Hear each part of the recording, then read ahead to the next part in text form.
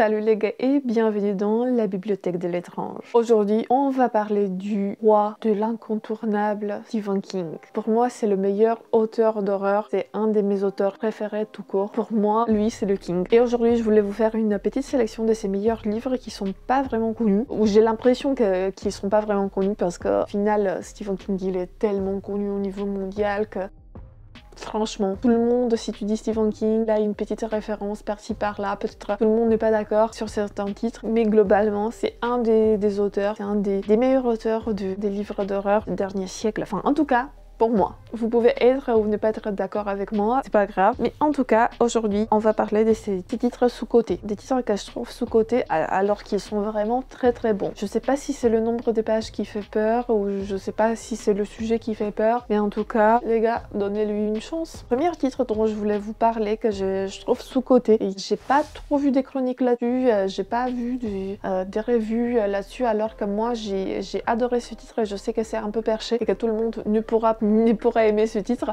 Comme je vous disais, c'est perché. C'est un titre que j'ai vraiment aimé. C'est un titre que Stephen King il a écrit dans cette période où il allait pas trop bien, où il luttait avec ses addictions et peut-être que ça se voit dans l'écriture, dans la manière dont la narration elle évolue. Mais moi je trouvais ça très intéressant, très captivant. Bon, c'est toujours dans une petite bourgade. Dans ce titre, c'est un vaisseau extraterrestre qui a été déterré et qui altère un peu la conscience des habitants. Ils sont méconnaissables au fur et à mesure que cet engin il est déterré de terre, de la neige. Les habitants de la petite ville, ils commencent à se transformer, ils perdent leurs dents, leur peau, il me semble qu'elle devient un peu poisseuse. Vraiment, il y a des transformations physiques. C'est un peu du body horror. C'est pas extrême, mais un tout petit peu. On dirait que tous ces gens qui habitent dans cette petite ville, ils sont devenus une seule entité, un seul cerveau. Ils sont devenus bizarres, ils ont rien à voir avec les habitants d'avant. La fin, elle est vraiment perché. Je vais pas vous donner plus de détails parce que c'est un titre qui mérite d'être découvert. C'est de l'horreur un peu cosmique. C'est un titre que je vois rarement. Peut-être que c'est la longueur fait un peu peur parce que ce titre il fait presque 1000 pages. Il fait presque 1000 pages mais c'est 1000 pages de bonheur. Moi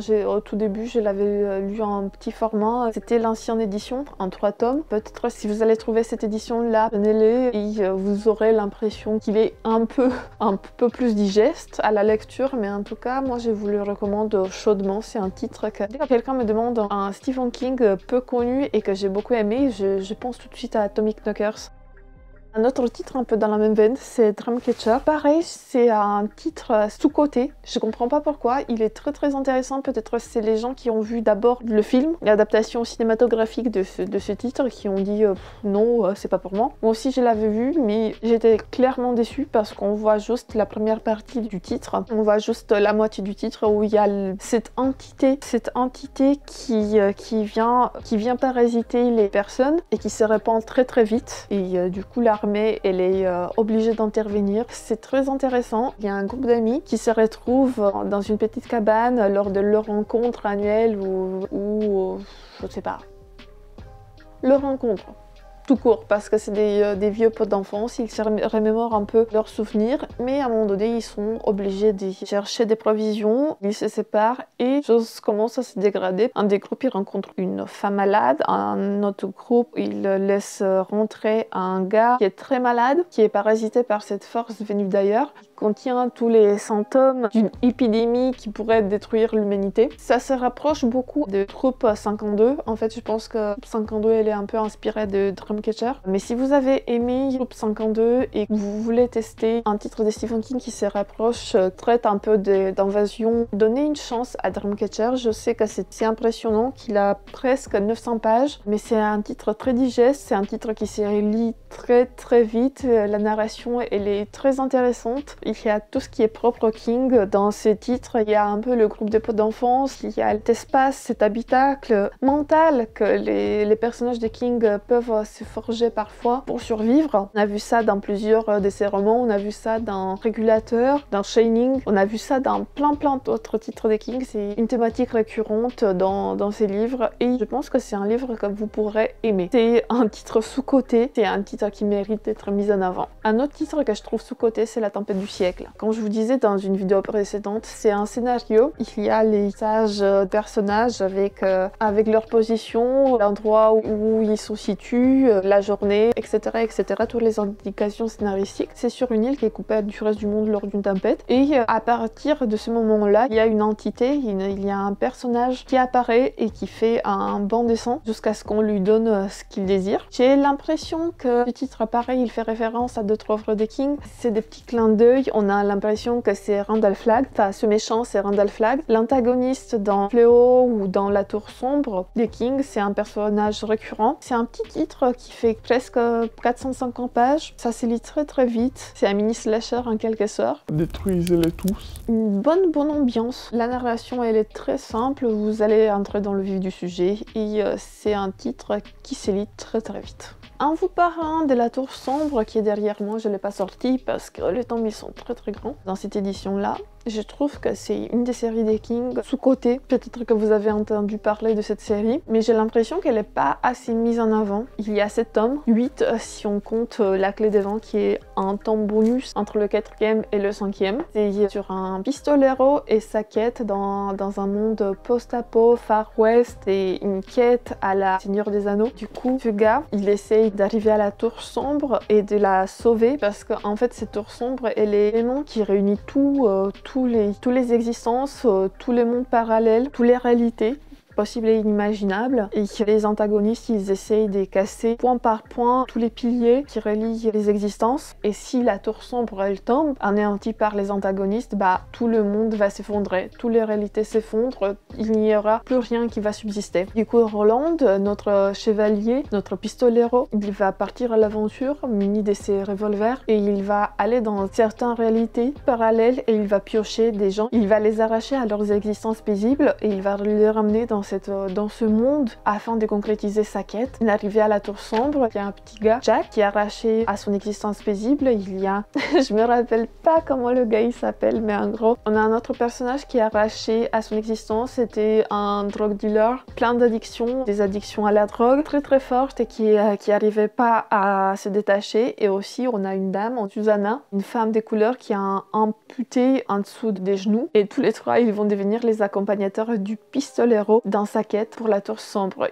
C'est très intéressante, elle est très complexe, on retrouve des personnages qui sont dans d'autres livres de Stephen King. Il y a une petite référence à Salem Slot, le livre des vampires. C'est très complexe, j'essaie de ne pas trop vous spoiler. Je trouve la fin de cette saga, je la trouve incroyablement bien. Je trouve que King a été très intelligent dans la manière de finaliser cette saga parce que sincèrement il n'y aurait pas une manière de satisfaire tout le monde. Peut-être que vous allez la trouver complètement torché, complètement... Mais moi, je le trouve génial. Même lui, il le dit, si vous voulez pas connaître les dernières pages, parce qu'à un moment donné, dans le dernier livre, tu peux t'arrêter avant. Et bien évidemment, moi, je voulais voir la fin, et vous pouvez vous arrêter un peu avant. Moi, je trouve cette saga incroyable et je trouve qu'elle est sous-cotée. Je comprends qu'elle fait peur. Parce que chaque tome fait plus de 100 pages. Les premiers 3 tomes, ils sont 200 et 300 pages, je pense. Mais après, à partir du tome 4, t'es à 500 pages minimum. Je pense que le dernier tome, il fait presque 900 pages. C'est une saga qui fait plus de 2000 pages si tu la lis d'une traite. Et je comprends que ça peut faire peur, mais c'est une saga très intéressante. Moi, j'ai temporisé, j'ai lisé 1 ou 2 tomes par année. Mais en tout cas, c'est une saga que je vous recommande. C'est un des titres sous-cotés de Stephen King. Donnez-lui une chance, les gars. Un autre titre, c'est Insomnie. Bah, comme le titre l'indique, c'est sur un gars qui n'arrive pas à s'endormir. Et le truc, c'est qu'il y a des entités sur des différents plans astro, en tout cas des plans de la réalité, qui essayent de détruire un peu la réalité. Et ce monsieur, il y a l'insomnie, c'est le seul qui peut voir ces entités et qui peut en fait sauver l'humanité, enfin sauver cette réalité. C'est pareil, c'est très intéressant. Je ne sais pas comment vous donner envie de lire ce tome. Il y a des références un peu partout, régulateur et désolation. Si vous avez lu un des deux, vous savez qu'il y a des petits bonhommes habillés en un gilet un peu jaune qui vient avec les voitures et qui sont des méchants. Bah ces entités-là, ces gens-là, on va les retrouver dans Insomnie. Il me semble quand même dans La Tour Sombre, ces mêmes entités sont présentes parce que vous voyez, toutes les œuvres de Stephen King sont connectées à un moment donné. Il y a des petites références, des petits clins d'œil un peu partout en fonction du moment où Stephen King il a écrit ses livres. C'est un récit complexe que je vous recommande, qui est vraiment sympa. En tout cas, moi je l'ai trouvé très chouette. C'est des trucs perchés. Moi j'adore les trucs perchés, surtout quand il s'agit de Stephen King. Et en parlant des trucs perchés, un autre titre que j'ai adoré, c'est From a Brick 8. C'est un livre atmosphérique que je trouve très intéressant, même s'il n'y a pas grand chose qui se passe. Je le trouve très intéressant au niveau du ressenti. Si vous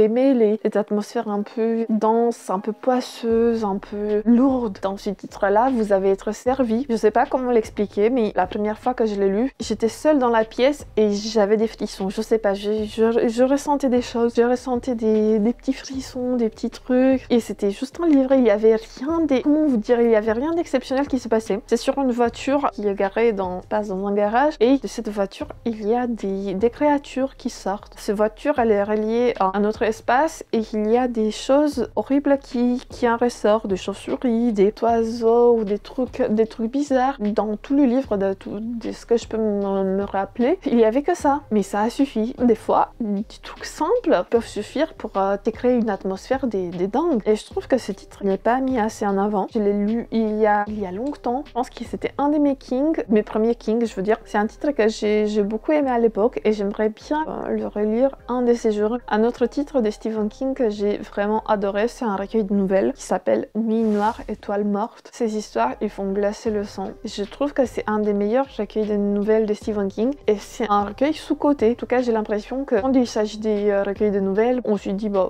j'ai pas envie, c'est pas une histoire complète, c'est que des nouvelles. Parfois, moi j'ai cette vision, cette ressenti aussi, mais je donne quand même une chance. Et sincèrement, c'est très puissant. Il parle des thématiques mais très dures. Il parle des viols, il parle des crimes horribles et trahisons. Parce qu'à un moment donné, il y a une histoire un peu fantastique et tu te rends compte que des fois, on est prêt à poignarder dans le dos nos potes pour retrouver ce qu'on cherche dans la vie. C'est un livre très intéressant, ça dépend de votre version. Peut-être vous avez la version qui a 4 nouvelles, peut-être vous avez la version qui a 5 nouvelles. Je vais le rajouter à la dure. Moi j'ai les deux, mais vous pouvez vous arrêter à celle qui a 4 nouvelles. Moi je trouvais cette exceptionnelle. Il y a une histoire sur un gars qui tue sa femme pour ne pas devoir vendre sa propriété. Parce que sa femme, elle voulait tout vendre et se casser ailleurs. Ce gars, il commet l'irréparable et après, il va vivre avec les conséquences de son acte. Il y a un autre, le grand chauffeur, il me semble, sur une écrivaine qui se fait violer. Elle est allée en dédicace dans une bourgade et elle essaye de se venger sur ce gars qui l'a souillé, qui lui a fait vraiment du mal physiquement et qui l'a laissé pour morte. Le gars, il pensait vraiment qu'elle était morte et du coup, elle va se venger contre ce gars et contre ses complices. Il y a une autre nouvelle sur une femme qui découvre que en fait son mari c'est un tueur en série alors qu'elle savait pas du tout. Toutes ces années, elle s'est pas du tout rendu compte de sa personnalité, de ses actes, de ses crimes et elle reste scotchée et bon après les choses vont être ce qu'ils vont être. Et la quatrième nouvelle que je trouve très intéressante, c'est celle qui est un peu surnaturelle. C'est un gars, comme je vous disais, qui poignarde un peu son meilleur ami dans le dos afin de réussir dans la vie. Je peux pas vous dire plus, mais il y avait quelque chose dans la narration, quelque chose dans le récit qui faisait penser à La peau sur les os. C'est un autre titre de Stephen King qui a été écrit sous pseudonyme. C'est un titre très puissant. Je trouve que tes 4 nouvelles sont exceptionnelles. Si vous pouvez vous les procurer, n'hésitez pas, c'est vraiment des bombes. Et voilà, ma petite sélection du livre de Stephen King que je trouve sous-coté. Je sais pas si vous avez lu un de ces tomes, mais je trouve qu'il s'agit de tomes très puissants. Il y a plein de thématiques que je pourrais aborder sur Stephen King et je le ferai sur cette chaîne au fur et à mesure. En tout cas, je vous fais plein de bisous. Que les chats soient avec vous. Ciao tout le monde.